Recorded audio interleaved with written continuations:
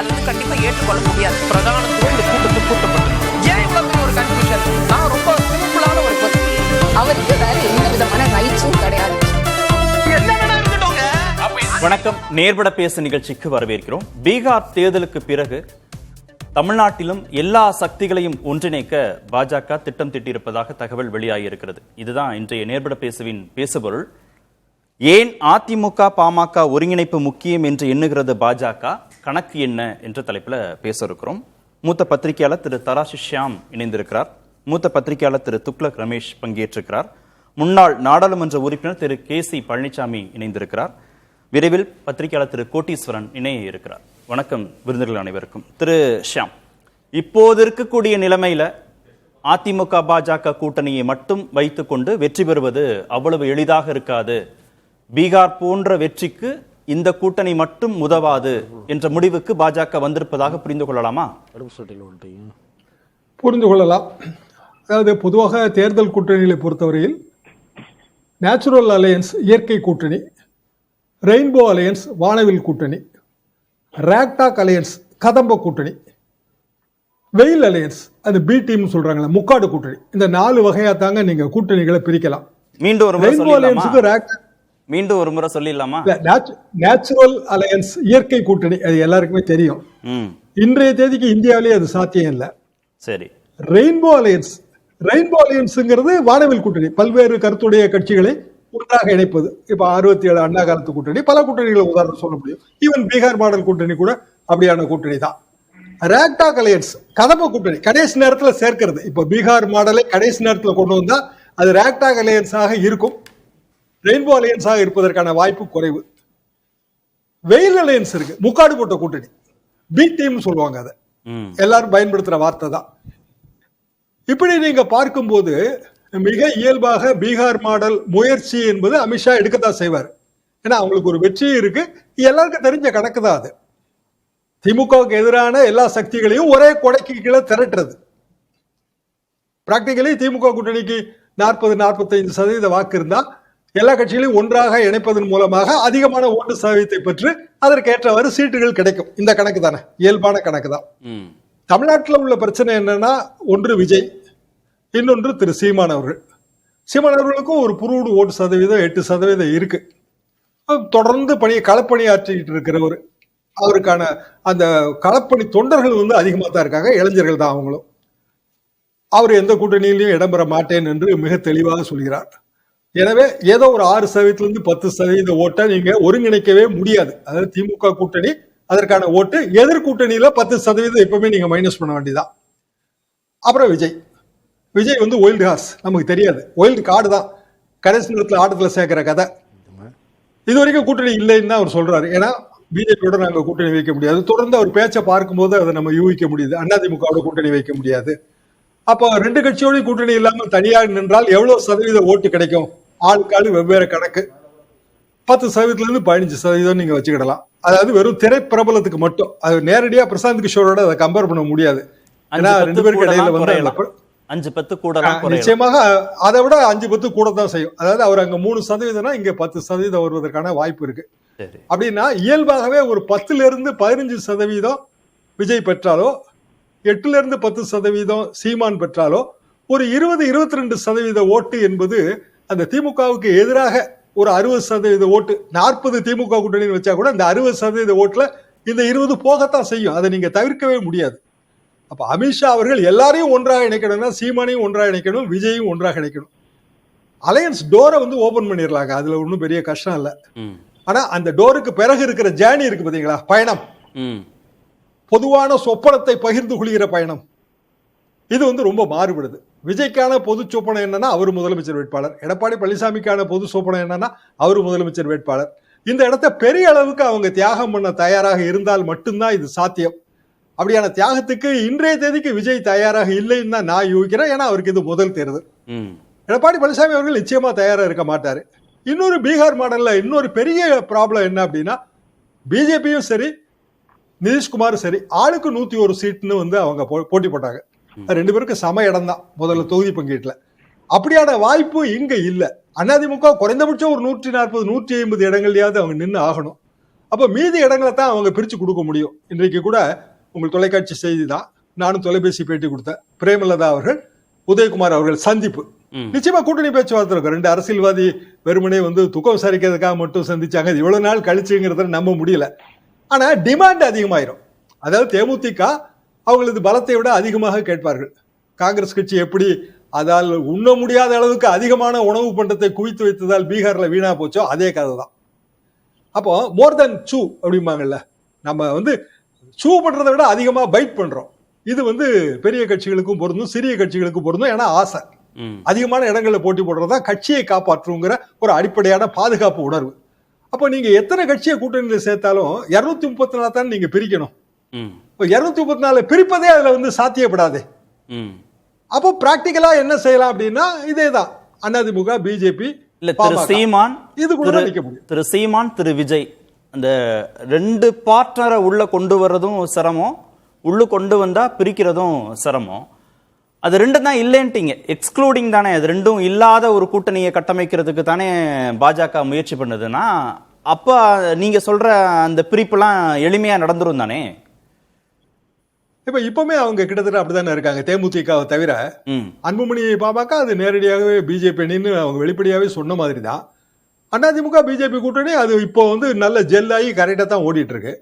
அப்ப அதிமுக பிஜேபி கூட்டணி கூடவே தேமுதிகவுக்கு சில சீட்டுகள், பாமகவின் ஒரு பகுதி, இப்படி நம்ம ஒரு கணக்கு எடுத்து பார்த்தாலும் கள யதார்த்தம் எதுவாக இருக்கும்னா இந்த அணியால விளையக்கூடிய அந்த ஓட்டு சதவீதம் அது ஒண்ணு ஞாபகம் வச்சுக்கிடுங்க.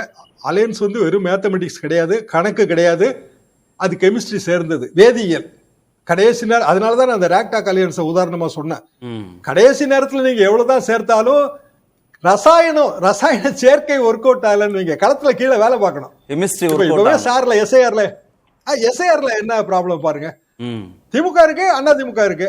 திமுக சில இடங்கள்ல மிக அதிகமாக கூட இருக்கு எஸ்ஐஆர்ல. ஊர்கள்ல எல்லாம் இன்னும் ஃபார்ம் எல்லாம் இண்டிவிஜுவல் வீட்டுக்கெல்லாம் போய் கொடுக்கவே முடியாதுங்க. நம்ம ஊர் பக்கமே கிராமங்கள்ல நான் கேட்டேன், ஃபார்ம் எல்லாம் இண்டிவிஜுவலா கொடுக்கல, ஒட்டுமொத்தமா ஒரு ஸ்கூல்ல உட்கார்ந்து இருக்காங்க. கூட இருக்கிறது யாருன்னு கேட்டா கூட இருக்கிறது திமுக இளைஞரணி இல்லைன்னா அதிமுக இளைஞரணி. இதுல காங்கிரஸோ பிஜேபியோ இல்ல ஃபார் தட் மேட்டர் விஜய் அணியோ எதுவுமே இல்ல, களத்துல இல்ல. அப்ப இவங்களை தாண்டி களப்பணி செய்யணும் அப்படின்னா கடைசி நேரத்துல அது சாத்தியம் இல்ல. ஓகே, கதம்ப கூட்டணிக்கு வாய்ப்பு இருக்கு. அப்போ கதம்ப கூட்டணிக்கு வாய்ப்பு இருக்கு. கதம்பம் பல நேரங்களில் மல்லிகை பூவாக மாறாது, முல்லைச்சரமாக மாறாது. ஒரே ஒரு கேள்விக்கு மட்டும் சுருக்கமா சொல்லுங்க, நான் அடுத்த விருந்தினர்கிட்ட போறேன். இந்த பக்கம் கூட்டணிக்கு தலைமை ஏற்றிருக்கக்கூடிய திரு எடப்பாடி பழனிசாமி, இந்த பக்கம் கூட்டணிக்கு கொண்டு வரணும்னு பாஜக நினைச்சு அவங்களாம் வெளியில இருக்கிறவங்க. இதுல யார் அதிகமான சமரசத்திற்கு தயாராகணும்? திரு எடப்பாடி பழனிசாமியா இல்ல அதிருப்தியில வெளியில இருக்கிறவங்களா பாஜகவோட இந்த முயற்சியில? அது நீங்க கேட்ட கேள்வி மிகவும் சரி.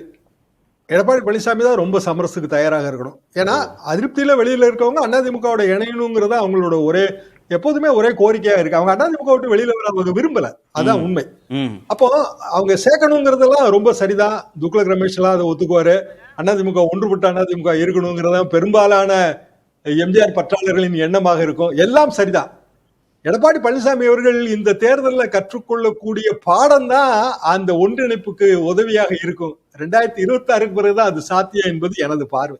சரி, ஓகே. திரு ரமேஷ், எல்லா சமரசங்களுக்கும் திரு எடப்பாடி பழனிசாமி ஒத்துக்கொள்வார்.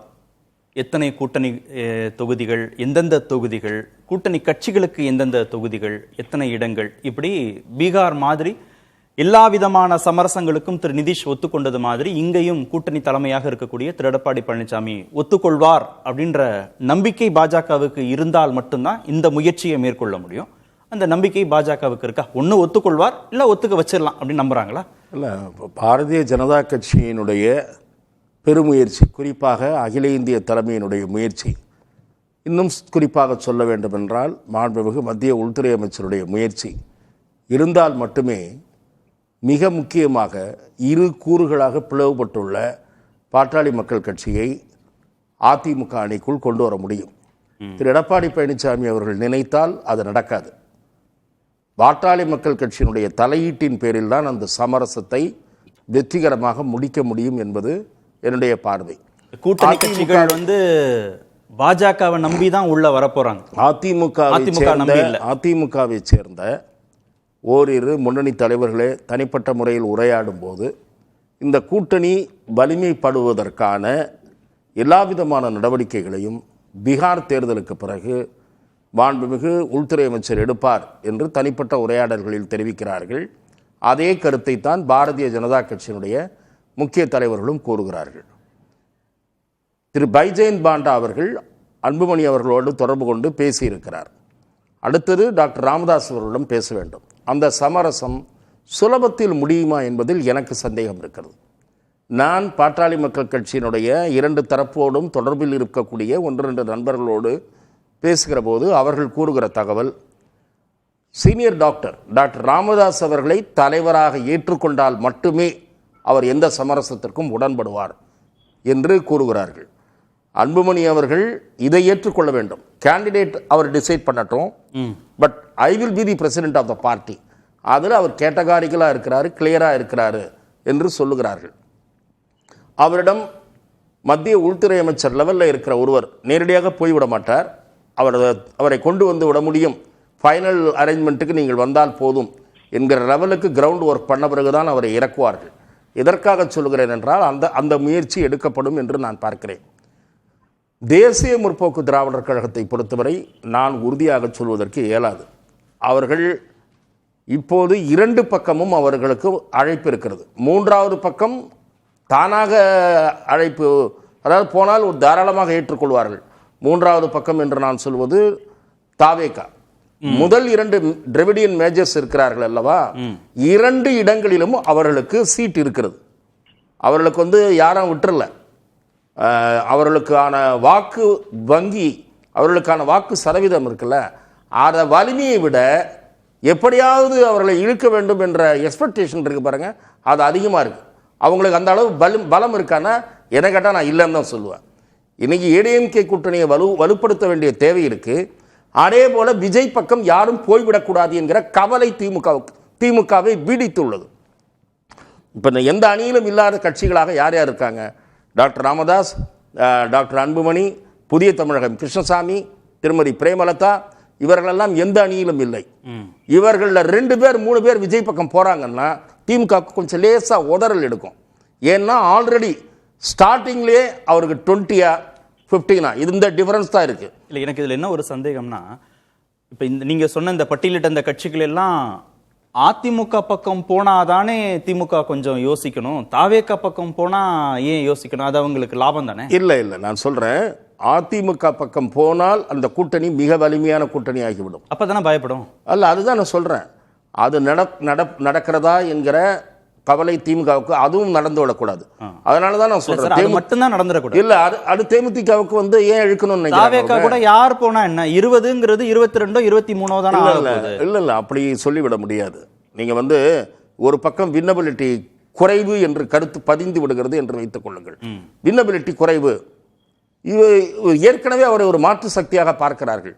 சில கட்சிகள் புதிதாக சேரும்போது என்ன ஆகுதுன்னு பார்க்கணும். ஆனால் நான் சொல்வது, அதிமுக வலிமையான கூட்டணியை கட்டமைப்பது என்பது அதிமுக கையில் இருப்பதை விட பாரதிய ஜனதா கையில் தான் அதிகமா இருக்கு. இரண்டாவது, இதே கொஞ்சம் நான் மாத்தி கேட்கிறேன். நீங்க பட்டியல் போட்ட இந்த கட்சிகள் பாமக, தேமுதிக எல்லாரும் தாவேகாவுக்கு போனா திமுகவுக்கு தான் சிக்கல்னு நீங்க சொல்றீங்கல்ல? ஆமா, உண்மையிலேயே இங்க சிக்கல் அதிமுகவுக்கு இல்ல. இந்த கட்சிகள் தான் நான் சொல்றேன், இந்த கட்சிகள் தங்களோடு வராம திமுக பக்கம் போனாலும் சிக்கல், தாவேக பக்கம் போனாலும் சிக்கல் தானே? அதிமுக பக்கம் போனால் நீங்க சொல்றது ரைட்.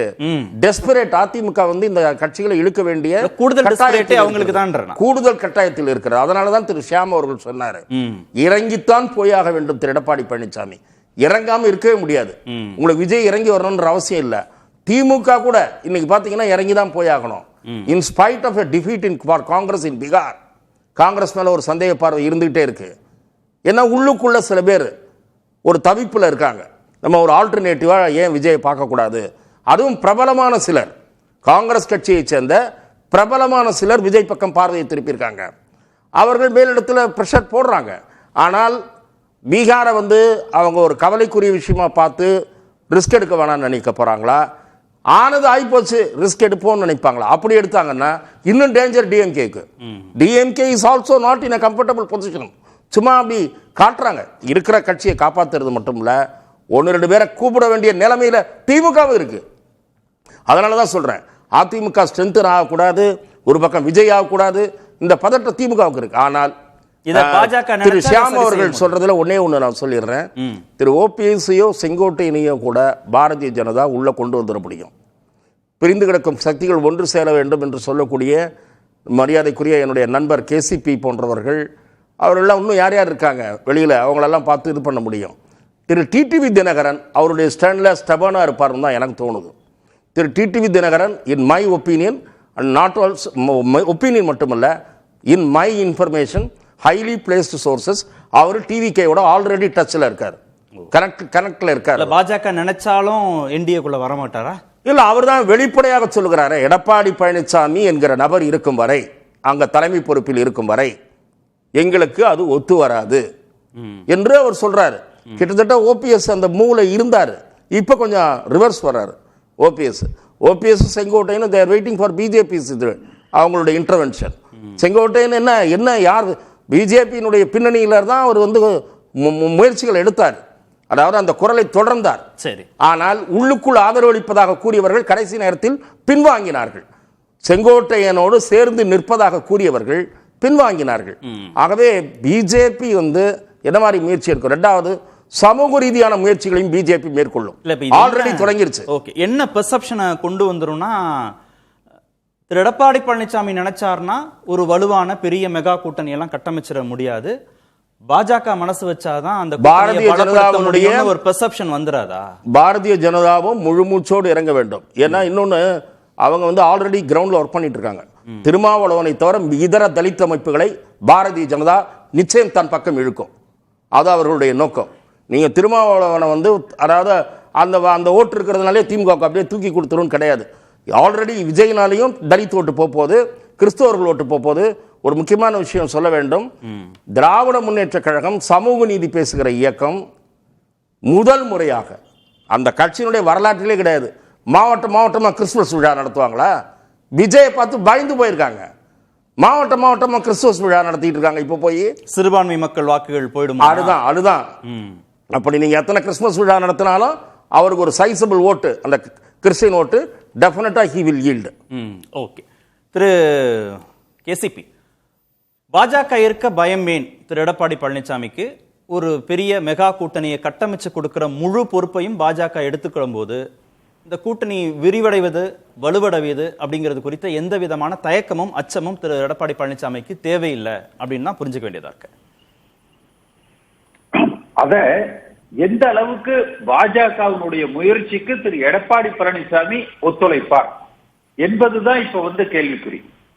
பாஜக எல்லா விதமான முயற்சிகளையும் எடுப்பாங்க, ஆனா எடப்பாடி பழனிசாமி அதற்கு எந்த அளவுக்கு ஒத்துழைப்பார் என்பதுல சில ரிசர்வேஷன்ஸ் வந்து அவருக்கு இருக்குது, எடப்பாடி பழனிசாமிக்கு இருக்கு. இல்ல, ஜெயிக்க போறாரு, முதல்வர் ஆக போறாரு, நிதிஷ பாக்காரு, கண்ணால பாக்குறாரு, பீகார் வெற்றியை பாக்குறாரு, பிஜேபியோட அகாமடேஷன் எல்லாமே வெற்றியை கொடுத்துருக்கு அப்படின்ற பார்க்க போறாரு. சிராக்கு வேணான்னு நிதிஷ் நினைச்சாருன்னா, இல்ல சிராக்கு வந்தா ஜெயிக்க முடியும்னு பாஜக சொன்னதை நடத்தி காட்டியிருக்காங்க.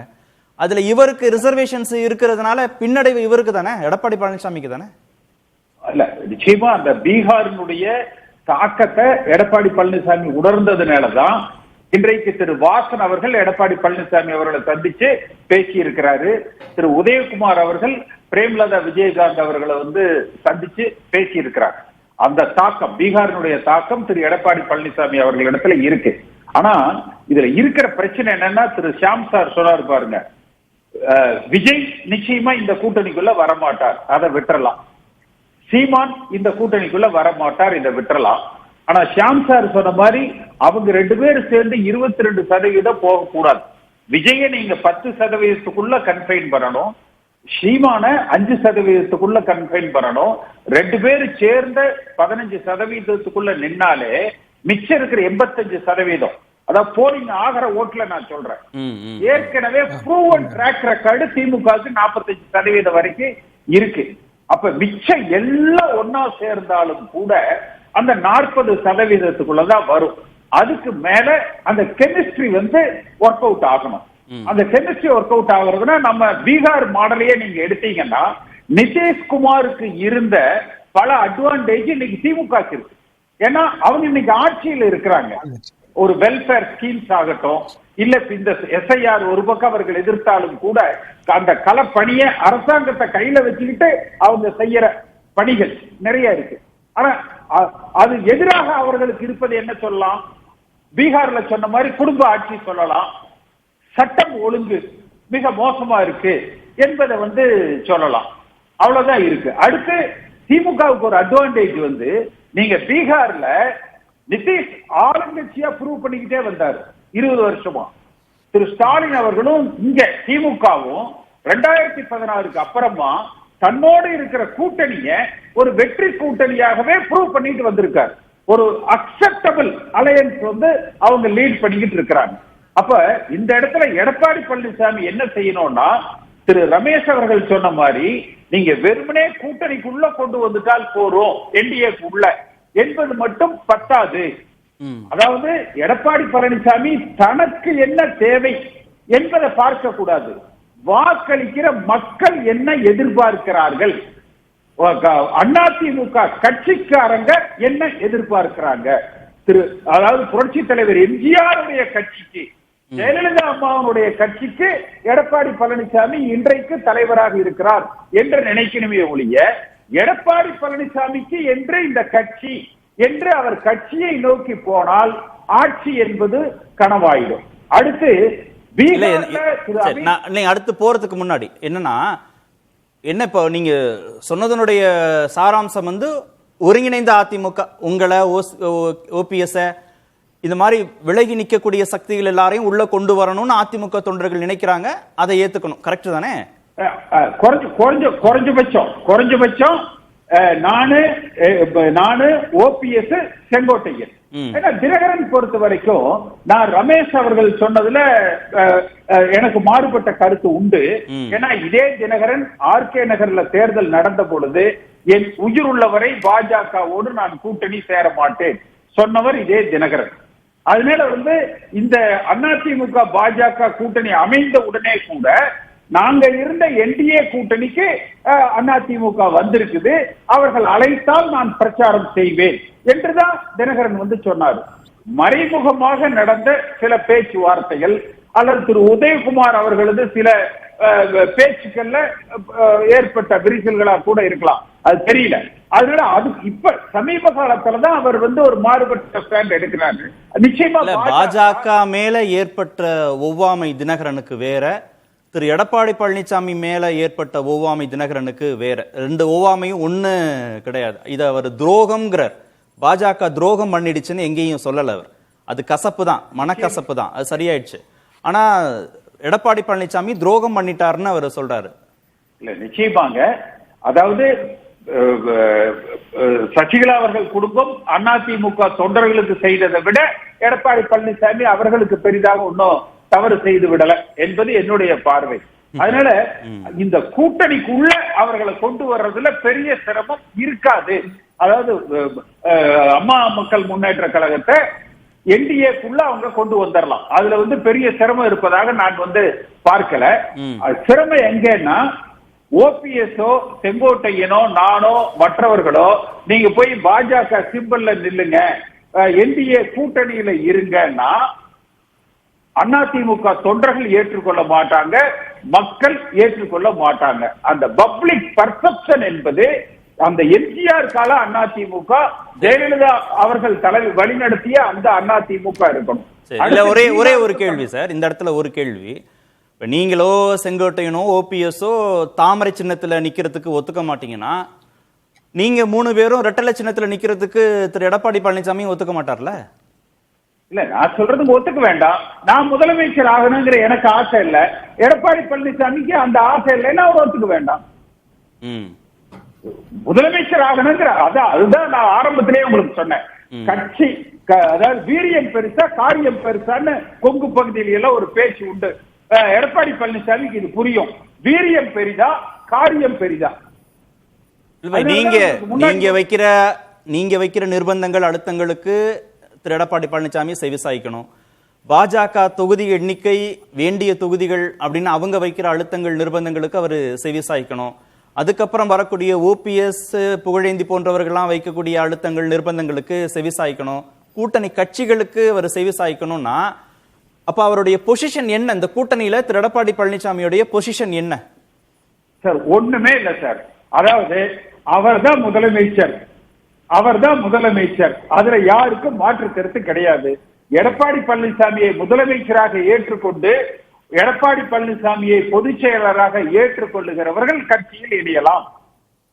எடப்பாடி பழனிசாமியை முதலமைச்சர் வேட்பாளராக ஏற்றுக்கொள்ளுகிறவர்கள், எடப்பாடி பழனிசாமியை பொதுச் செயலராக ஏற்றுக்கொள்ளுகிறவர்கள் அதிமுகவில் இணையலாம் என்று அறிவித்து எல்லோரையும் இருகரம் கூப்பி வரவேற்று அவர் மாப்பிள மாதிரி உட்கார்ந்துட்டாருன்னா போதும். அத்தனை பணிகளையும் பாரதிய ஜனதா கட்சி செய்திரும். அவருக்கு என்ன வேணும்? எடப்பாடி பழனிசாமி முதல்வராகணும்னு உங்க எல்லாருக்கும் இருக்கக்கூடிய அக்கறைய புரிஞ்சுக்க முடியுது, அன்பு புரிஞ்சுக்க முடியுது. இல்ல எங்களுக்கு அதிமுக ஆளுகிற கட்சியாக இருக்க வேண்டும் என்பதுதான். ஏன்னா இந்த முறை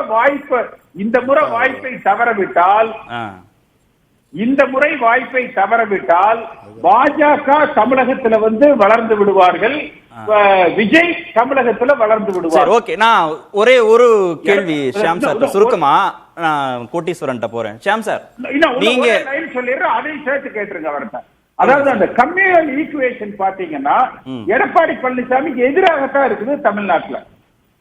சரி ஷியாம் சார், முதல் சுற்றுல பேசும்போதே உங்ககிட்ட கடைசி கேள்வியா தான் கேட்டேன். சமரசத்தை யார் அதிகமா பண்ணிக்கணும், திரு எடப்பாடி பழனிசாமி இல்ல சேர போறவங்களான்னு நீங்க திரு எடப்பாடி பழனிசாமி தான் அப்படின்னு. உண்மையிலேயே அவர் அந்த மாதிரி ஒரு முடிவு எடுக்க தான் போறாரா? திரு கேசிபி எல்லாம் சொல்ற மாதிரி கட்சி ஜெயிக்கட்டும், ஏடிஎம்கே ஆட்சி பொறுப்புக்கு வரட்டும், கூட்டணி அமைச்சரவைனாலும் பரவாயில்ல, நாம முதல்வராகும், அதனால கேசிபி தொடங்கி ஓபிஎஸ் தொடங்கி சொல்லல, கூட்டணி அமைச்சரவை நான் சொல்லல.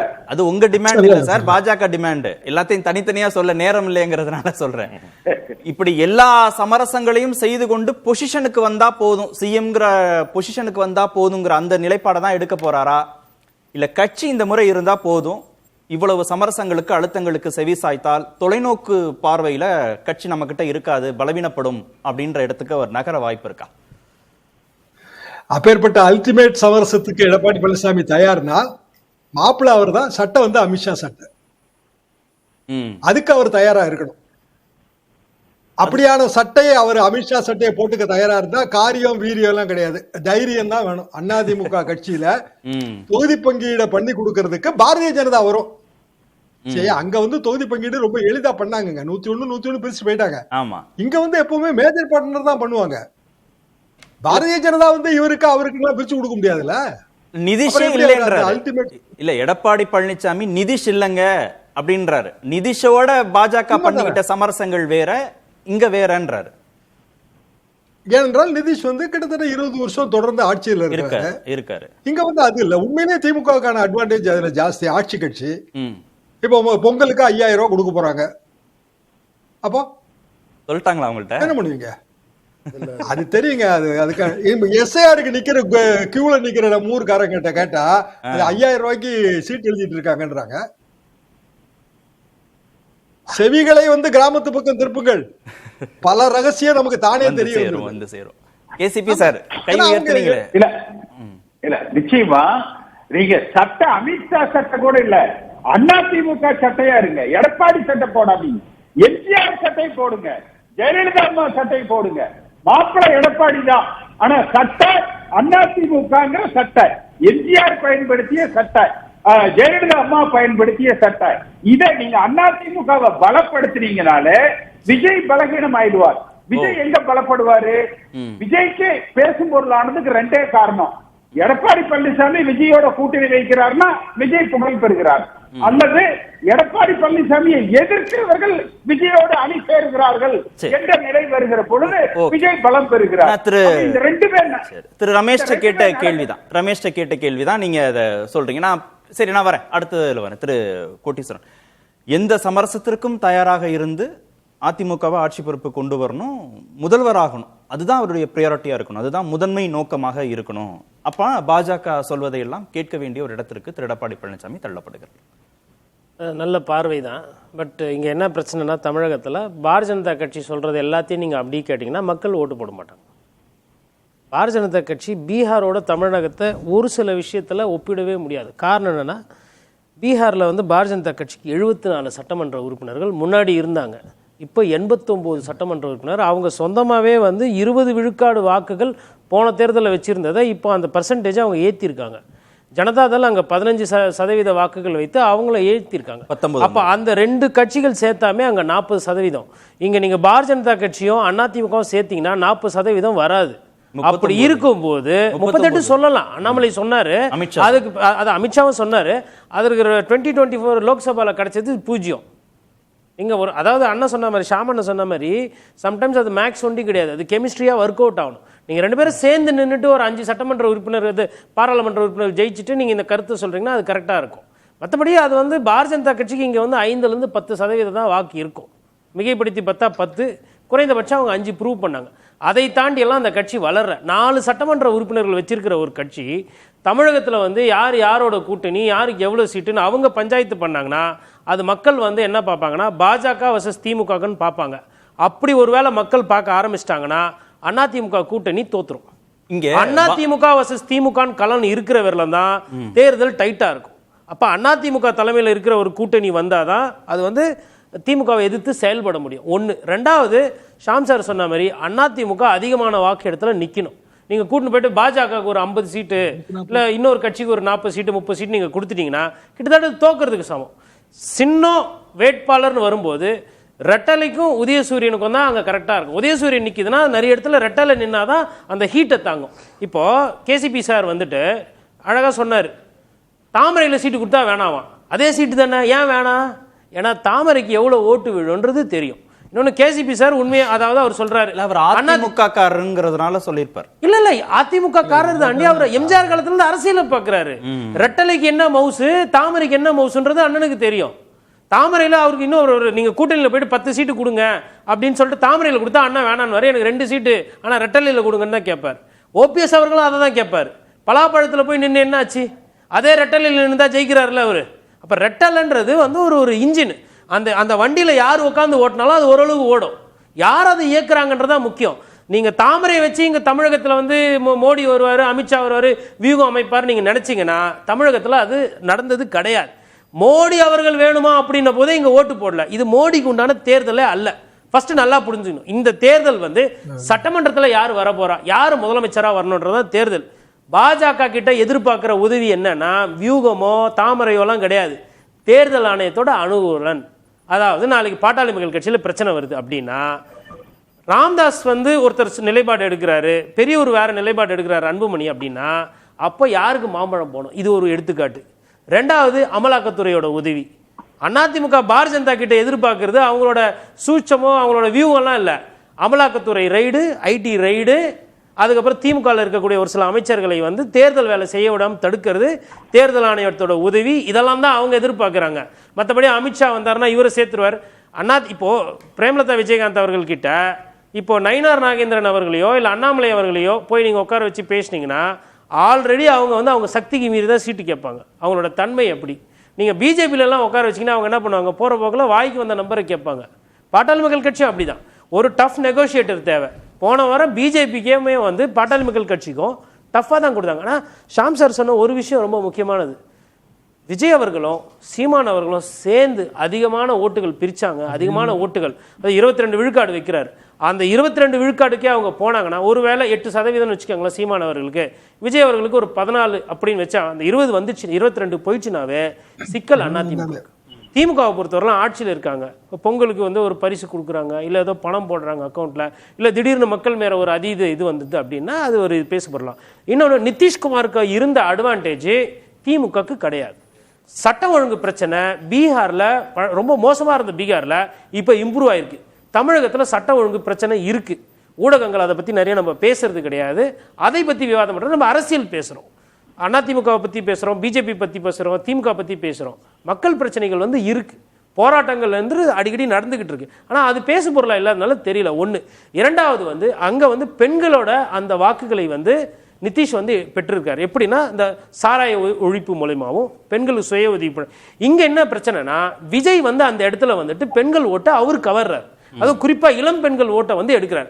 1000 ரூபாய் அண்ணா திமுக ஆட்சியில கொடுத்துட்டு விஜய் நல்லா இருக்காரு ஆனா சாப்பிட்டீங்களானா பாத்தீங்களானா அப்படின்னு சொல்லிட்டு போய் மாத்தி போட்டாங்கன்னா திமுகவுக்கும் பிரச்சனை. நான் எப்படி பாக்குறேன்னா இல்ல இது ஏடிஎம்கேக்கும் பலவீனம்னு ஏடிஎம்கேக்கு ஆல்ரெடி பலவீனமா ஆயிருக்கு. நம்ம கடந்த தேர்தல்ல பார்த்திருக்கோம். திரு சீமான் திரு விஜய் தனிச்சு நின்னு 20% அதிகமான வாக்குகள் வாங்கினாலே அதிமுகவுக்கு பிரச்சனை தான். எதிர்ப்பு வாக்கு இல்லைன்னா திமுக. ஏற்கனவே நம்ம பேசின மாதிரி திரு ரமேஷ்டையும் கேட்டேன், திரு கேசிபியும் அதை வந்து கோட் பண்ணார். இந்த கட்சிகள் வெளியில இருக்கிற அதிருப்தியாளர்கள் இருக்காங்களே, இப்ப டிடிவி உறுதியா முடிவெடுத்துட்டாரு, திரு இபிஎஸ் தலைமையை ஏத்துக்க மாட்டேன், முதல்வர் வேட்பாளர் அவர் இருந்தா நான் கூட்டணிக்கு வர மாட்டேன்னா அவர் தாவேக்காக்கு போவாரு. தேமுதிக இல்ல பாமக ஒரு பிரிவுன்னு போகும்போது தாவேக்கா பலம் பெற அது அதிமுகவுக்கு தானே பலவீனம். சார் கண்டிப்பா தாவேக்கா ரொம்ப அதிகமா பலம் பட்டுச்சுன்னா அது அதிமுகவுக்கு தான் பலவீனம். அதுல மாற்று கருத்தே இல்லை. நான் என்ன கேட்கிறேன்னா 2 எம்எல்ஏ கூட இல்லாம ஒரு 10 மாவட்ட செயலர் கூட பிரிக்காம இல்ல ஒரு 30,000 பேரை கூட்டுற சக்தி இல்லாத ஒரு டிடிவி தினகரன் வந்து எடப்பாடி பழனிசாமி வேணான்னு அவரு சொன்னார்னா இவ்வளவு கட்சியை வந்து பொதுச் செயலரா உட்கார்ந்ததுக்கு பிறகு எடப்பாடி பழனிசாமி அதை வேடிக்கை பார்ப்பாரா? டிடிவி லெஃப்ட் கையில டீல் பண்ணிட்டு போயிட்டே இருப்பார். இந்த 2026 தேர்தலில் அவர் முதலமைச்சராரோ ஆவரோ இல்லையோ சரி எனக்கு இல்லாதது உங்களுக்கும் இல்லை, இனிமேல்ட்டு உங்களுக்கும் ரெட்டலைக்கும் சம்பந்தமே இல்லாம நான் இந்த தேர்தலை முடிச்சு விடுறேன், சரி நான் சிஎம் ஆகல எதிர்கட்சி தலைவர் ஆகிறேன், கட்சி பொதுச் செயலாளராக இருந்துட்டு போறேன் அப்படின்ற அந்த முடிவுக்கு போனா நீங்களாம் என்ன பண்ணுவீங்க? தனியா நின்று ஜெயிக்கிற கெப்பாசிட்டி இருக்கா? பொழுதுக்கும் இவர் இருக்கக்கூடாது. சரி நீங்க இருந்தா அம்மையார் ஜெயலலிதா மறைவுக்கு முன்னாடி டிடிவி தினகரன் அவர்களுக்கு பொசிஷன் இருந்ததா இல்லையா? கட்சியில முக்கிய அந்தஸ்து இருந்ததா? முக்கிய பொறுப்பு கொடுக்கப்பட்டதில்ல. தக்க வைக்க தவறியவர் டிடிவி தினகரன். ஆர்கே நகர் இடைத்தேர்தலில் ஜெயிச்சாரு, கூட இருந்தவங்க எல்லாம் வேலை செஞ்சாங்க. இன்னைக்கு அதுல எத்தனை பேர் இருக்கிறாங்க? செந்தில் பாலாஜி எங்க? செந்தில் பாலாஜி ஏன் டிடிவி தினகரன் விட்டு போனார்? அதுக்கு பிறகு எதனா ஒரு இடைத்தேர்தல் இல்ல எதனா ஒரு பொது தேர்தல் இவருக்குன்ட்டு இப்போ அசாதுதீன் ஒவைசி ஹைதராபாத்ல கட்சி இருக்கிறவர் பீகார்ல போய் 5 எம்எல்ஏ ஜெயிக்கிறாரு. இவர் என்ன ஜெயிச்சாரு? இவர் என்ன ப்ரூவ் பண்ணாரு? தேனியில இவர் எவ்வளவு ஓட்டுல தோத்தாரு? இதெல்லாம் பாப்பாங்க. ஜெயிக்கல. ஆனா திரு எடப்பாடி பழனிசாமி வெற்றியை பாதிக்கிறாருல. வெற்றியை பாதிக்கிறது அது அவரு பிரச்சனை. அவர் வந்து என்ன நினைப்பார்னா இப்ப உங்களெல்லாம் திருப்பி சேர்த்துனா எனக்கு மறுபடியும் தலைவலி, ஒவ்வொன்றுத்துக்கு ஒவ்வொன்று சொல்லுவீங்க, எனக்கு வேணாம். இப்போ கேசிபி சார் சொல்றாரு அதிமுக ஆட்சி வரணும், முதலமைச்சரா வந்து ஏபிஎஸ் இருக்கட்டும் அப்படின்னு சொல்றாரு. இப்போ இந்த மாதிரி பேசுறவங்க மேல கூட வந்து சரி அண்ணா ஏதோ சொல்றாரு சேர்த்துக்கலான்ற அந்த ஒரு எண்ணம் அவருக்கு வரலாம். அவரோட எண்ணோட்டத்தை வச்சு சொல்றேன், திமுக தான் ஜெயிக்கும், எடப்பாடி பழனிசாமி தோக்கடிக்கணும், எடப்பாடி பழனிசாமி இருக்கக்கூடாது அப்படின்னும் போது எதுக்கு காம்ப்ரமைஸ் பண்ணணும்? திமுக தாவேக்கா இடையே தான் போட்டின்னு சொல்றாரு. அப்புறம் எதுக்கு காம்ப்ரமைஸ் பண்ணணும்? தேவையா இல்ல. 5% தானே. விஜய் 10% பிரிக்கிறாரு, சீமான் 8% பிரிக்கிறாரு, நீ 5% பிரிக்கிற. சரி இதுக்கு அப்புறம் என்ன அரசியல் பண்ண முடியும் அந்த லெவலுக்கு போவாரு. இப்ப பாட்டாளி மக்கள் கட்சி உள்ள வருது, பிரேமலதா விஜயகாந்த் அவர்கள் உள்ள வராங்க, பிஜேபி அசுர பலத்துல வந்து எடப்பாடி பழனிசாமி கேட்கறதெல்லாம் பண்ணி கொடுக்குறாங்க. ஒரு 4 பேரை அமலாக்கத்துறை மூலமா விசாரணை வளையத்துக்குள்ள வைக்கிறாங்கன்னு வச்சுக்கோங்களேன். தேர்தல் வேலை பாதிக்குமா பாதிக்காதா? அப்ப இன்னைக்கு இருக்கிற திமுகக்கு அந்த ஆட்சியில இருக்கக்கூடிய அந்த பதவிகளோ இல்ல அந்த இன்ஃப்ராஸ்ட்ரக்சர் அடி வாங்கும். ஒண்ணு. ரெண்டாவது, நிதிஷ் அவர்களுக்கு அங்க ஆன்டி இன்கம்பன்சி இல்ல, ப்ரோ இன்கம்பன்சி இருக்குன்னு ப்ரூவ் பண்ணிருக்காங்க. இங்க இந்த நேரத்தில் ஆன்டி இன்கம்பன்சி திமுக இல்லைன்னு சொல்ல முடியுமா? நம்ம போராட்டங்கள் இருக்கா இல்லையா? அரசு ஊழியர்கள் எடுத்துக்கங்க, அங்க அரசு ஊழியர்கள் போய் லைன்ல நின்று ஓட்டு போட்டிருக்காங்க, லேடிஸ் அங்க போய் லைன்ல நின்று ஓட்டு போட்டிருக்காங்க. சாராயம் என்பது இங்க தமிழ்நாட்டில் பிரச்சனை தானே. மூடுறதுக்கு கூட நம்ம ஒரு முடிவு எடுக்கலையே. மொத்தமா மூட வேணாம், அட்லீஸ்ட் ஒரு 500 கடை 1000 கடை. பெண்கள் பாதுகாப்புன்றது இங்க பிரச்சனை. ஒரு காலத்துல பீகார்ல ரேப்ன்றது ரொம்ப காமனா இருந்தது. அதிமுகவும் அந்த மாதிரி எலெக்ஷன் மேனிஃபெஸ்டோல சொல்லணும்ல, கண்டிப்பா சொல்லணுங்க. அதாவது டிடிவி தினகரன் அவருக்கு பலத்துக்கு அவர் ஒரு வியூகம் அமைக்கும் போது எடப்பாடி பழனிசாமி அவர் பலத்துக்கு அவர் ஒரு வியூகம் அமைக்க மாட்டாரா? அதிமுக தலைமையில இங்க கூட்டணி, அதிமுக தலைமையில போட்டினா அது வந்து தேர்தல் கடுமையாக இருக்கும். பாஜக தலைமையில கூட்டணி டெல்லியில இருந்து வந்துட்டு இங்கெல்லாம் வந்து வியாபாரம் பேசுறது, இங்க சீட்டு வைக்கிறதெல்லாம் பண்ணாங்கன்னா அது தோல்வி முகம் தான். உதாரணம் 2024 பாராளுமன்ற தேர்தல். பாஜகவை நம்பி தான் கட்சிகள் கூட்டணிக்கு வருவாங்க, அதிமுகவை நம்பி இல்லைன்னு பேசுறாங்க இல்லையா? பேசுவோம். திரு ரமேஷ், ரெட்டலை வெர்சஸ் உதயசூரியன் அப்படின்னு களத்தை கட்டமைச்சாதான் வெற்றி நிச்சயம். அப்போ அதிமுக உருவாக்குன கூட்டணிங்கிற ஒரு பெர்செப்ஷன் தெரியணும், பாஜக உருவாக்குன கூட்டணிங்கிற ஒரு பெர்செப்ஷன் தெரியக்கூடாதுன்னு திரு கோட்டீஸ்வரன் சொன்னார்ல. அதுதான் அது யார் உருவாக்குன கூட்டணின்ற பெர்செப்ஷன் இல்ல. அதிமுக பாஜகவை சார்ந்திருக்கிறது, சார்ந்திருக்க வேண்டிய தேவை இருக்கிறதுன்றது தான் என் கருத்து. அதை சரியான கோணத்தில் சகோதரர் உள்வாங்கணும். ரெண்டாவது, அதிமுகவினுடைய பழைய கணக்கிலேயே பேசிட்டு இருக்கார். அதிமுக ஓஹோன்னு இருக்க மாதிரி வாழ்ந்து கட்ட கட்சி, அதை முதல்ல மனசுல வச்சுக்கணும். நீங்க பிஜேபி என்ன, தினகரன் என்னாச்சு, ஓபிஎஸ் என்னாச்சு, நீங்க தினகரன் ஓபிஎஸோட கீழே போனீங்க. டெபாசிட் அவுட் அவங்க 2 பேர் போட்டிட்ட தொகுதியில். அது அவர் கணக்கிலே எடுத்துக்கல. Deposit out. நாடாளுமன்ற தேர்தல் என்ன சார்? அந்த கட்சிக்கு ஒரு வரலாறு இருக்கு சார். மோடி அந்த ரெட்டலைக்கு ஒரு வரலாறு இருக்கு சார். 7 தொகுதிகள்ல இருங்க, 7 தொகுதிகள்ல டெபாசிட் அவுட், 13 தொகுதியில இவங்களுக்கு பின்னாடி இல்ல. அதான் சார் 14வது தொகுதியில 4வது இடம். இல்ல மோடின்னு ஒரு ஆளுமைமிக்க தலைவர் பிரதமர் வேட்பாளராக அவர்தான் செல்வாக்கு இல்லன்றாரு இவரு. அதான் இருங்க, நீங்க சொல்ற ரெட்டலை எல்லாம் பழசு, இப்ப இல்ல சார். எடப்பாடி காலத்துல ரெட்டலை என்ன, அவர் பொறுப்பேற்ற பிறகு என்ன நிலைமை? தொடர் தோல்வி. அதை மறந்துட்டு பேசக்கூடாது. அதிமுக இன்றைக்கு பழைய வலிமையோடு பழைய பேரம் பேசும் சக்தியோடு இல்லை என்பதுதான் யதார்த்த நிலை. நீங்க அம்மாவை தேடி கார்டனுக்கு போன காலங்கள்லாம் இல்லை. இப்போ நீங்க அதெல்லாம் பண்ண முடியாது. நீங்க போய் பார்க்கணும், ரகசியமா பார்க்கணும், நேரடியா பார்க்க முடியாம இது பண்ணணும், தூது விடணும், தொழிலதிபர்களை தூது விடணும். இந்த மாதிரி நிலைமையில் இருக்கீங்க. தொழிலதிபர்களை தூது விட்டு இல்ல பொதுவான ஆட்கள் மூலமா பேசி ஃபெயிலியர் ஆச்சு. அதன் பிறகுதான் அவர் டெல்லிக்கு போனார் விஜய் கிட்ட பேசி. ஆகவே பழைய வலிமை எல்லாம் கிடையாது. பழைய வலிமை இல்லை என்பதை முதலில் கோடீஸ்வரன் நண்பர் உணரணும். அவர் பதில் சொல்லுங்க. மூத்த பத்திரிகையாளர் அருமை அண்ணன் சொல்ற ஒரு சில விஷயங்கள் ரைட்டுங்க. அதிமுக பலவீனமா இருக்கு, எடப்பாடி பழைய வலிமை இல்லை, அதெல்லாம் ரைட்டுங்க. நான் ரெட்டலையை பத்தி தான் பேசிக்கிட்டு இருந்தேன். ரெட்டலைன்றது அது நிறைய வாட்டி உதய. சரி ரைட்டு. சரி, நீங்க எடப்பாடி பழனிசாமியை சிறுமைப்படுத்திட்டு நீங்க யாரை எடுத்துன்னு முன்னாடி வைக்கிறீங்க? டிடிவி தினகரன் அப்படியே அவர் முகத்தை காட்டினா 214 தொகுதியில் வெற்றி பெற்றுவீங்க. ஓபிஎஸ் நிறுத்தீங்கன்னா மதுரை, தேனி, தூத்துக்குடி, திருநெல்வேலியில ஓட்டு வாங்கிடுவீங்க. பாரத பிரதமர் மோடி எடுத்துட்டு வந்து இங்க பிரச்சாரம் பண்ணா திமுக வீழ்த்திடுவீங்க. எடப்பாடி பழனிசாமியை விட வலிமையான ஒருத்தரை நீங்க அதை எடுத்துன்னு கொண்டு போட்டுட்டு இதை நீங்க பேசிட்டீங்கன்னா ரைட்டு. இன்னைக்கு தேதியில நீங்க எல்லாருமே இபிஎஸ் கிட்ட தோத்தவங்க தானே தேர்தலில், உட்கட்சி தேர்தலில். தொண்டர்கள் கிட்ட பெரிய கூட்டம் இப்போ திரள்தா உங்ககிட்ட? அப்படி பார்க்கும்போது இங்க இருக்கிற தலைவர்களை எந்த தலைவர் இருக்கிறாங்களோ அவங்கள தான் சூஸ் பண்ண முடியும். அந்த காரணத்துக்கு தான் ஓபிஎஸ் ஐயாவையும் டிடிவி தினகரன் ஐயாவையும் ஒதுக்கி விட்டுட்டு திருப்பி அதிமுகவோட பாரதிய ஜனதா கட்சி கூட்டணி வச்சிருக்கு. இன்னொன்னு, தமிழகத்துல பிரதமர் மோடி தெருவா போய் ஓட்டு கேட்டா வர ஓட்டும் போகாதுன்றது தமிழக மக்களோட பார்வை. போன தேர்தலில் போடல, அதுக்கு முன்னாடி தேர்தலில் போடல, அதுக்கு முன்னாடியும் போடல. இப்ப வர்றது முதலமைச்சர் தேர்தல், முதல்வர் வேட்பாளர் யாருன்றதா தேர்தல். இதுல நீங்க பிஜேபின்னு சொன்னீங்கன்னா திமுக அதை தான் விரும்புது. அவங்க என்ன சொல்றாங்கன்னா பிஜேபி உள்ள வரும்ன்றாங்க. பிஜேபி முன்னெடுக்கக்கூடிய கூட்டணி நடவடிக்கைகளை ஏத்துக்கணும். பாட்டாளி மக்கள் கட்சி கூட்டணி வருது இல்லையா, அது மாதிரி நீங்களும் கூட இருங்க. நாளைக்கு டிஎம்டிகே வருதா, அது மாதிரி கூட இருங்க. நீங்க முன்னெடுத்து நடத்துனீங்கன்னா அது எந்த விதமான வெற்றியும் தராது. இல்ல சார், அதிமுகவை சுயமாக செயல்பட விட வேண்டும். இல்ல இவ்வளவுதான். சுயமாக செயல்பட முடியாது, விட மாட்டேன்றீங்க. அப்படி வேணா வெச்சுக்கங்க. உடமல்ல இல்ல, நீங்க பாத்தீங்க வரல. ராமதாஸ் ஐயா சார் உங்களால கூட்டு வர முடியல, அவங்களால முடியும். உங்களால முடியுமா சார்? உங்ககிட்ட இருந்து இன்னைக்கு அவர் இப்ப என்டிஏ கூட்டணியில ஏன் இல்ல? என்டிஏ கூட்டணியில தானே இருந்தாரு பாட்டாளி மக்கள் கட்சி. இன்னைக்கு இருக்கிறாரா இல்லையா? ஏன் பாஜக விட்டு ஓடி வந்தார், வெளியில வந்தார்? அது சொல்லுங்க. பாமக பத்தி பேசிட்டு இருக்கேன். அதுதான் அண்ணனுக்கு தெரியும், ஏன் கூட்டணியை விட்டு பாட்டாளி மக்கள் கட்சி வெளியில போறாங்கன்றது தெரியும். அது சொல்லுங்க வெளிப்படையா. நான் சொல்றேன் இருங்க. எடப்பாடி அவரை நகர்த்திட்டுலாம் நான் சொல்லல. என்னுடைய கருத்து அவர் சரியா இல்ல. டிடி தினகரன் அதானே சொல்றாரு. இல்ல இல்ல, நான் அதிமுக பழைய வலிமை இல்லைன்றதுக்கு அவரை உதாரணம் காட்டினேன். படுதோல்வி கண்ட கட்சி அது. வாக்கு விகிதாச்சாரம் குறைஞ்சிருக்கு. தேர்தல்ல தோல்வி நிறைய 8 தோல்வி தோத்து இருக்காங்க. அதெல்லாம் உண்மை. அதுதான் சொல்றேன். விலையே போவாது. இது படுத்த படுக்கை ஆயிடுச்சு. மோடி வந்துதான் இதை காப்பாத்தணும்ன்றது அதெல்லாம் இங்க ஏற்புடையது இல்ல. இல்லை, நான் காப்பாத்தணும்னு சொல்லல, காப்பாத்த முடியுமான்றதே கேள்விக்குறி. அது வேற விஷயம். ஐயோ, நான் சொல்றேன் இருங்க. திமுக இருங்க, எங்க பேச்சு சொல்பேச்சு கேட்கலனா அப்படி இல்ல சார், அப்படி இல்ல. நீங்க நினைக்காதீங்க.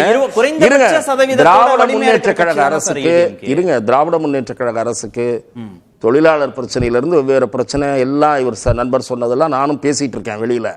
சட்டம் ஒழுங்கை தவிர மீது எல்லாவற்றையும் சரி செய்வாங்க. நீங்க பாருங்க, அரசு ஊழியர்களுக்கு பழைய பென்ஷன் தேர்தலுக்கு முன்னாடி வரும், அந்த அறிவிப்பு வரும்.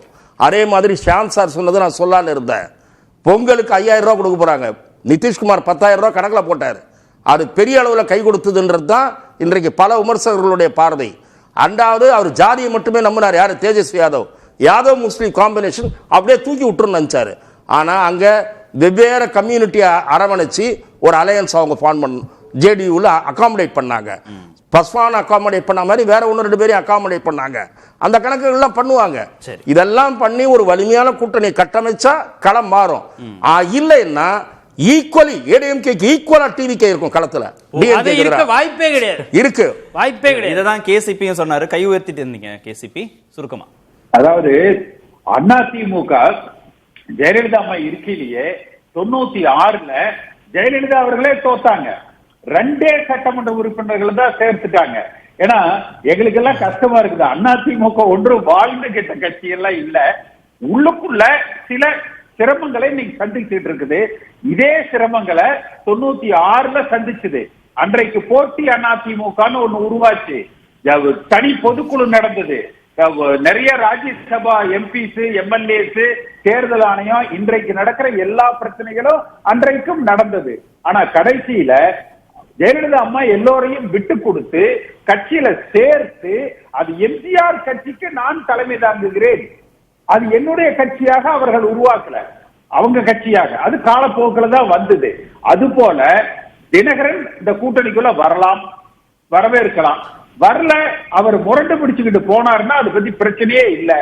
ஆனால் குறைஞ்சபட்சம் மீதம் இருக்கிறவர்களை அதிமுக ஒன்றுபடுத்தப்பட்டு எடப்பாடி பழனிசாமி முதலமைச்சராக பொதுச் செயலாளராக முன்னிறுத்தப்பட்டு 130 140 சீட்டுகளுக்கு மேல அதிமுக போட்டியிடுகிற பொழுது கோட்டீஸ்வரன் சொன்னார் இல்லையா, களம் நிச்சயமாக பாஜக திமுக நல்லா வராது. பாஜக அதிமுகவுக்கு பின்புலத்துல சில கூட்டணி அமைப்பதற்கு, அதிலேயும் கூட அதிமுகவை ஒன்றுபடுத்துவதற்கு, ஏன்னா பிரச்சனையே எடப்பாடி பழனிசாமிக்கும் அதுல அவரோடு சங்கடத்தில் இருக்கிறவர்களுக்கும், அதை மட்டும் சரி செய்து விட்டு கொடுத்தாலே அதிமுக வலிமை பெற்றால் மற்ற கட்சிகள். ஒரு கேள்வி மட்டும் திரு ஷாம் கேட்டு நான் இடைவெளிக்கு போறேன். திரு ஷாம், இப்போ இந்த விவாதத்துல என்ன மீண்டும் மீண்டும் ஒரு அச்சமா திரு எடப்பாடி பழனிசாமிக்கு ஊட்டப்பட்டுட்டே இருக்குன்னா, நீங்க ஒருங்கிணைந்த அதிமுகவுக்கு சம்மதிக்கல, பாஜக எடுக்கக்கூடிய முயற்சிகளுக்கு சம்மதிக்கலன்னா நீங்க தாவேகாவை விட பின்னாடி போயிடுவீங்க, தாவேகா 2ஆம் இடத்துக்கு வந்துடும், இல்ல தாவேகாவுக்கு சரிசமமாக நீங்க வாக்கு வங்கியை வச்சிருப்பீங்க, தாவேகாவை வளர்த்து விட்டுருவீங்க, அவ்வளவு மோசமா அதிமுக போயிடுமா என்ன? அப்படி போகாதுங்க. ஏன்னா நம்ம சட்டமன்ற தேர்தல்களை தான் ஒப்பிட முடியும். அப்படின்னா 2021 சட்டமன்ற தேர்தல் தான். ஓபிஎஸ் இருந்தார், அப்ப இல்லைன்னு சொல்லலை. ஆனா டிடிவி எல்லாம் அப்ப கிடையாது. இதே பிஜேபி கூட்டணி தான் அப்பவும் இருந்தது. கிட்டத்தட்ட 75 இடங்கள் அதிமுக கூட்டணி. 10 வருஷம் ஆட்சிக்கு பிறகு 4 வருஷம் தான் எடப்பாடி பழனிசாமி ஆட்சி. 21 26 தான் கம்பேர் பண்ண முடியும். நடுவில் 24 நீங்களே சொன்ன மாதிரி அது பிரதமருக்கான தேர்தலா முடிஞ்சிருச்சு. அப்படின்னா கோட்டீஸ்வரன் பாயிண்ட் எந்த இடத்துல வருதுன்னா, சிபாலஜியில இஇஆர்னு ஒரு டேர்ம் இருக்குங்க, எஃபெக்டிவ் என்கேஜ்மெண்ட் ரேட் அதுக்கு பேர். ஒரு அலையன்ஸ் ஃபார்ம் பண்ணும்போது அலையன்ஸ் பார்ட்னர்ஸ் அவங்களுக்குள்ள எப்படி என்கேஜ் ஆகுறாங்கிறதா அதுல பாயிண்ட். அந்த எஃபெக்டிவ் என்கேஜ்மெண்ட் ரேட்டு அதிமுக கூட்டணியில பாஜக ரொம்ப தன்னைத்தானே முன்னிறுத்தி கொண்டு வந்தால் அது இருக்காது. இஇஆர் ரொம்ப ரொம்ப குறையும். அதிமுக போக்குக்கு விட்டாங்கன்னா அதிமுக ஒரு மேஜர் பார்ட்னராக அது செயல்படுத்த முடியும். எஸ்ஐஆரே உதாரணங்க. யாரு களத்துல இருக்கான்னு நினைக்கிறீங்க? திமுக அதிமுக 2 கட்சி தான், வேற யாருமே கிடையாது. ஏன்னா கிரவுண்ட் லெவல்ல ஒண்ணுமே இல்ல. ஓகே, இந்த இஆர் நீங்க சொன்னதுனால பாஜக தன்னை கொஞ்சம் பின்னாடி தள்ளிக்கிட்டு தினகரனையோ ஓபிஎஸ்ஐயோ தேமுதிகவையோ பாமகவையோ நிறைய கட்சிகளை உள்ள கொண்டு வரும்போது இந்த இஆர் அதிகமாக தானே செய்யும். நிறைய கட்சிகளோட என்கேஜ்மெண்ட் இருக்கிற போது இந்த கூட்டணிக்கு ஒரு வலிமை கிடைக்குமே, அதானே இவங்க பேசுறது. அப்படின்னா எம்ஜிஆர் சட்டையை போட்டுக்கிறதுக்கு எடப்பாடி பழனிசாமிக்கு அவங்க சரின்னு சொல்லணும். ஜெயலலிதா அவர்கள் சட்டையை போட்டுக் கொள்வதற்கு சரின்னு சொல்லணும். அமித்ஷா அவர்களே பேசி முடிவெடுப்பார். இல்ல பீகார் மாடல், பீகார் மாடல்னு சொல்றதே இங்க வெறுப்பாங்க. எதுக்குங்க பீகார் மாடல் நம்ம பின்பற்றணும்? பீகார்காரன் இங்க வேலை பார்க்கறான், தமிழ்நாடு மாடல் நீங்க பின்பற்றுங்க. அதெல்லாம் ஒரு இரிட்டேட்டிங்கான விஷயம், அலர்ஜிக்கான விஷயம். அப்படியா? இல்ல, அப்படியான ஒரு விஷயமே கிடையாது. எந்த மாநிலத்தோட நீங்க வெஸ்ட் பெங்கால் மாடல பீகார்ல பின்பற்றுவீங்களா? பீகாரோட நிலைமை வேற, மாநிலத்துக்கு கண்டிப்பா. ஏங்க கான்ஸ்டிட்யூன்சி மாறுங்க. காங்கேயம் ஃபார்முலாவை நான் திருநெல்வேலியில் அடாப்ட் பண்ண முடியாதுங்க. கேசிவிட கேளுங்க, எப்படிங்க முடியும்? சரி திரு ரமேஷ், நீங்க சொல்ற மாதிரி பலமான கூட்டணியை அதிமுக அமைக்கலன்னா தாவேகாவுக்கு பின்னாடி போயிடும் அப்படிங்கிறதும் நடக்க போறது இல்ல. அதிமுக எப்போதும் பலமா தான் இருக்க போறாங்க. பாஜக தன்னுடைய என்கேஜ்மெண்ட்டை குறைச்சிக்கணும், அதுவே போதுமானது. திரு கோட்டீஸ்வரன் ஏற்கனவே சொன்னார். நான் திரு கோட்டீஸ்வரன் அவர்களுடைய அந்த கருத்திலிருந்து நான் உடன்படுறேன். நான் சொல்ல வந்தது, எனக்கும் அவருக்கு என்ன மாறுபாடு வந்ததுன்னா, ஏடிஎம்கே பாரதிய ஜனதாவினுடைய உதவியை சார்ந்திருக்கக்கூடிய நிலையில் இன்றைக்கு இருக்கிறது. ஏடிஎம்கே தான் தலைமை கட்சி, அதை நான் டிஸ்பியூட்டே பண்ணலையே, இட் இஸ் அன்கொஸ்டினபிள். ஆனால் அவங்க ஒன்று ரெண்டு பேர் இவங்களை அகாமடேட் பண்ணுங்க, அவங்கள அகாமடேட் பண்ணுங்க அப்படின்னு சொல்றது மட்டும் இல்லை, அதை செய்யறதே அவங்களால தான் முடியும். இவங்க முயற்சி, தன் முயற்சியால் மட்டுமே அது நடந்துடாது. ஏன்னா அவர்கள் மத்தியில் ஆட்சியில் இருக்காங்க, அவர்கள் இறங்கி பிரதமர் பேசணுன்றாரு, உள்துறை அமைச்சர் பேசணுன்றாருன்னா பேசுவாங்க. இவங்க இன்னைக்கு யார் வந்தாலும் சேர்த்துக்க வேண்டிய நிலையில இருக்காங்க. அதுதான் பழனிசாமியும் திரு ஷியாம் அவர்களும் சொன்னாங்க. வாக்கு வங்கி அடிப்படையில் அதிமுக பலமான கட்சி, அந்த ஓட் டிரான்ஸ்ஃபர் நடந்தாதான் நமக்கு வாக்கு வங்கி அடிப்படையில் அதிமுக தனது பழைய வலிமையோடு இருந்தால் இந்த கேள்விகளுக்கே இடம் இல்லை. அந்த வலிமை இல்லாததுதான் பிரச்சனை. இன்னொன்று, மறைந்த மக்கள் தலைவர் எம்ஜிஆர் அவர்களோட அம்மா அவர்களோட ஒப்பிடவே கூடாது. எங்கேயோ இருக்கக்கூடிய ஆளுங்க ஒப்பிடல சார். அவங்க இருக்கவங்களே என்ன சொல்றாங்க, உள்ள இருக்கிறவங்களே, இவர் leader was made, he was made as a leader under ஒரு டர்மாயில், ஒரு சிச்சுவேஷன் அந்த மாதிரி அப்படி தள்ளிச்சு. முதலமைச்சரானது திருமதி சசிகலா அவர்களால், அது மறுக்க முடியாது. அன்னைக்கு அவர் யாரை காட்டியிருந்தாலும் அவர் தான் முதலமைச்சர். அதன் பிறகு கட்சியில் ஒருங்கிணைப்பாளர், இணை ஒருங்கிணைப்பாளர்ன்ற செட்டப் இருந்தது. அது நல்லா தான் போயிட்டு இருந்தது. நண்பர் கேசிபிக்கு தெரியும், அண்ணன் ஷியாம் அவர்கள் விசாரித்து தெரிந்து கொள்ள முடியும். 2021 தேர்தலில் ஒருங்கிணைப்பாளராக இருந்த எடப்பாடி திரு ஓ பன்னீர்செல்வம் அவர்களுடைய சிபார்சு வெறும் 5 வேட்பாளர்கள், மீதி பேரில் அவர் தலையிடவே இல்லை. நண்பர் மனோஜ் பாண்டியன், ஜேசிடி பிரபாகர் மாதிரி ஒரு 5 பேர் இருங்க, இல்லை சொல்லி முடிச்சிடறேன். ஏன்னா அப்படி இருந்த செட்டப் அப்படி போயிட்டு இருந்த நேரத்தில் 2 ராஜ்யசபா உறுப்பினர் வந்த போது தர்மருக்கு இவர் கேட்டு வலியுறுத்தி வாங்கியதுனால இது என்ன ஷேர் பிரிக்கிற மாதிரி வருது. இனி கட்சி தன் கைக்குள் எடுக்க வேண்டும் என்று அவர் முடிவு செய்தார், விதிகளை மாற்றினார். இப்ப அதுதான் பிரச்சனை. திரு கேசிபி வழக்கு இருக்கு, திருமதி சசிகலா வழக்கு இருக்கு, திரு புகழேந்தி வழக்கு இருக்கு, திரு ஓபிஎஸ் வழக்கு இருக்கு, எல்லாம் தொங்கிட்டு இருக்கு. இதுல எல்லாம் சில 1-2 உத்தரவுகள் தேர்தல் ஆணையம் உட்பட கிடைப்பதற்கு இவர்களுக்கு யார் உதவி செஞ்சாங்க அதுவும் தெரியும். கேசிபியே இந்த வழக்கை காட்டி மிரட்டல. இல்ல எதற்கு சொல்றேன்னா சார், இருங்க, பொதுக்குழு தீர்மானம் செல்லாதுன்னு ஒரு வரி வந்து சொன்ன இடத்துக்கு நீங்க வந்துட்டீங்க சார். அதாவது ஒரே ஒரு விஷயம், ஒருவேளை விஜய் வந்துடுறாருன்னு வச்சுக்கோங்களேன், டிடிவியும் தேவையில்லை, ஓபிஎஸ் தேவையில்லை கூட அவர் நினைக்கலாம், இல்ல பிஜேபி கூட கைட்டி விடலாம். நன்றி. நிகழ்ச்சியில் பங்கேற்ற நேர்பட பேச நிறைவு. அது கண்டிப்பா ஏற்றுக்கொள்ள முடியாது. பிரதான கூட்டப்பட்டு